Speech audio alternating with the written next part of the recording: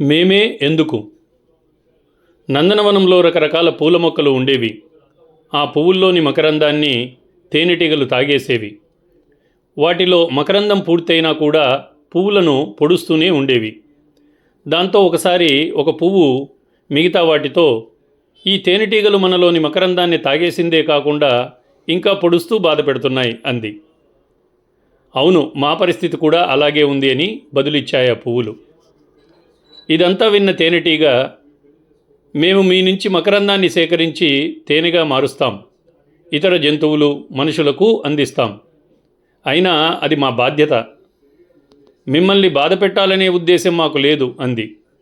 అప్పుడు పువ్వులు, మిగతా జంతువులు మనుషులకు తేనెని ఇవ్వడం కోసం ఎందుకు మీరు మా వెంట పడతారు అని అడిగాయి.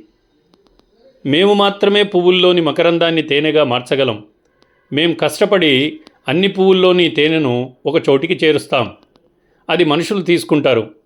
కొన్నిసార్లు మనం చేసే పనులు ఎదుటి వాళ్ళకి ఎంతో మంచి చేస్తాయి. అలాంటిదే ఇది కూడా. మీరు మకరందాన్ని అందిస్తే మేము తేనెగా మార్చి వాళ్ళకి ఇస్తాం. కాబట్టి మనం చేయాల్సిన పనిని ఎప్పుడూ ఇబ్బందిగా అనుకోకూడదు. నిస్వార్థంగా ఉంటూ బాధ్యతగా దాన్ని పూర్తి చేయాలి. అర్థమైందా అంది తేనెటీగ. ఆ మాటలు విని అలాగేనంటూ బదులిచ్చాయి పువ్వులు. మరి తేనెటీగ, ఆ పువ్వులు మనకు ఆదర్శం కాదంటారా? ఆలోచించండి.